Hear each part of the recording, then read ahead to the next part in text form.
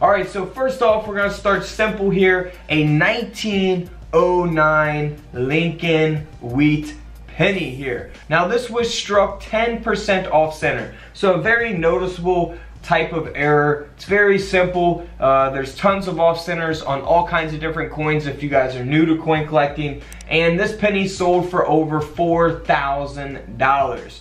Now some of these of course are not going to sell for anywhere near that. We'll look at some of those here later in the video. But let's move on to this coin here. This is the 1943, well, supposed to be the 1943 Jefferson Nickel. However, this Jefferson Nickel was struck on a 1-cent planchet, and that 1-cent planchet was actually the steel planchet. So you know, in 1943 when they made the steel pennies, this is the planchet that the nickel was actually struck on, and you can definitely see it. I mean, I can tell by looking at it, but you know, if you're new, you probably can't. So you can definitely see how the design of the coin is being cut off, and of course the weight is going to be way different on this as comparison to a real Jefferson nickel. And actually the Jefferson nickel in 1943 with the P mint mark is supposed to be 35% silver. So we're looking at what is supposed to be a silver nickel. However, it was struck on a steel 1-cent planchet, and this coin sold for over $4,000 as well. But let's move on to a 1944 wheat penny. Now we're going to look at more modern coins here in the video as we go, but this 1944 wheat penny is interesting because it was actually struck on a 1-cent coin that is from Nicaragua. So that is very interesting. So a foreign planchet, a foreign penny basically, is what the coin is being struck on.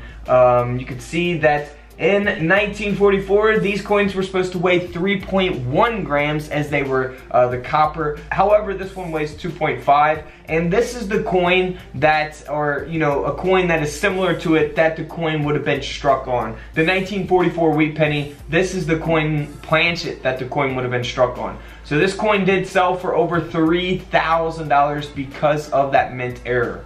Next up is a 1954, very noticeable type of mint error coin here. This Lincoln penny here was struck 15% off center, and of course we got a double clip here taking place as well. We see the 1954 full date, you see that it's off center, see the clip, very noticeable. Of course, something like this probably not going to fit in a penny roll, and would definitely be difficult to find in pocket change, but hey, you just never know.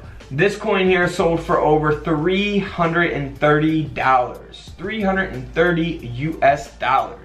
Alright, next up, this is probably my favorite, one of my favorite coins of this video. It's a 1963 Lincoln penny. Now you see here on the front design, looks totally normal, nothing's wrong with it. However, here on the reverse, we have that struck through a capped die. So that is really cool. Cap die coins, some of my favorite type of errors to really look at, man. Really, look at this. You got the no reverse on the coin. You got the design of the Lincoln penny essentially looking backwards. So that is really cool. I love this type of error. This coin sold for over $370.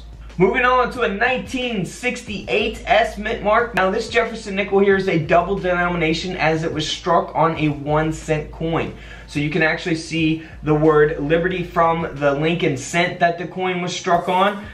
You could see the date 1968 there going through Jefferson's head. And then here on the reverse you actually see the Lincoln Memorial Building going through the design of the Jefferson nickel as well. So that is really cool. This coin sold for over $1,000. Now if we move on to another Jefferson nickel, this Jefferson nickel looks completely normal, like it has no types of errors. However, this coin sold for nearly $1,000 because it was struck on a Liberian 5-cent planchet. And here is that coin, the Liberian coin, similar to what the coin would have been struck on, the Jefferson nickel. So that is really, really cool.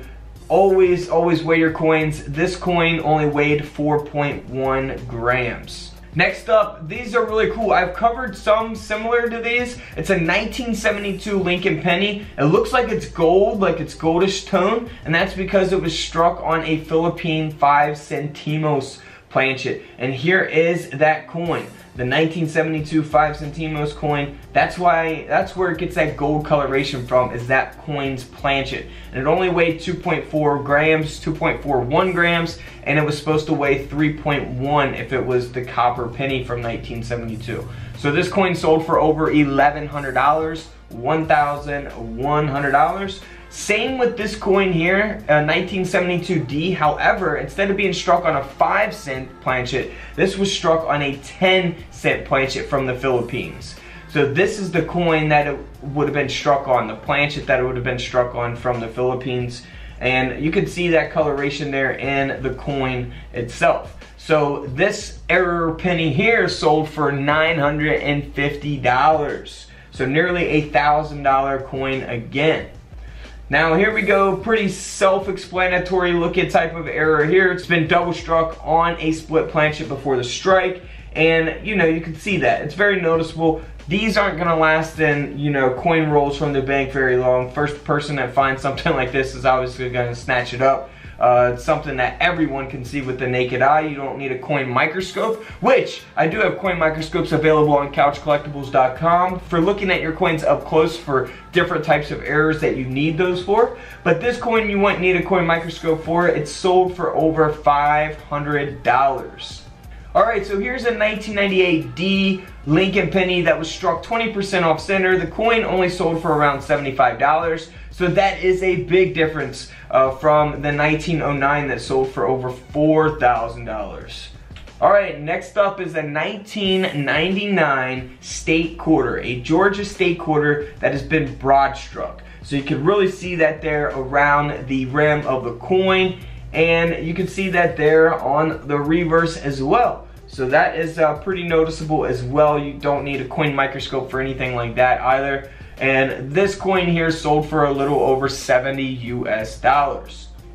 Next up is a 1999, again, state quarter. However, this is the Connecticut state quarter, and this is a late stage cap die. So essentially what we looked at before with that penny, it's a cap die error taking place. And if you guys are really not familiar with a cap die or what it is, here's what a die is. You know, it's got the design of the coin and it imprints it there on the planchet to create the coin, if you guys are not familiar with that. And basically what a cap die is it is caused when a coin is struck and the coin sticks to the upper hammer die. So once the coin is struck to the die face, the reverse of the struck coin becomes the new die face. So the coin adhered to the upper die is known as a die cap.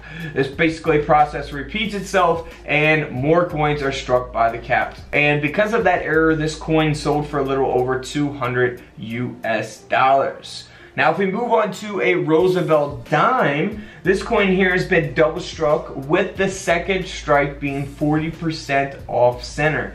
So that is a very noticeable type of error as well. You can see how it's been double struck and the off center, of course.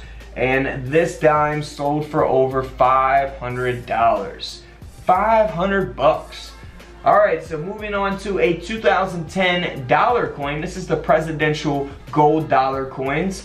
And you can see that around the rim of the coin, we got an error taking place, and that is a broad strike. It's been broad struck, and it is missing the edge lettering. So if you're not familiar with that, here's an example of those presidential dollar coins with the edge lettering. So if you look around the edge of the coin, you can see the date, the mint mark, the phrasing, God We Trust, E Pluribus Unum. But this coin is missing the edge lettering as well as having that broad strike error taking place on it. Now this coin here sold for nearly $400. Around a $390 coin. Alright guys, until tomorrow, don't forget to subscribe in the middle. Check out the videos to the left of me. And until then, I will see you all in the comment section below. This is Couch Collectibles, and this is where I disappear.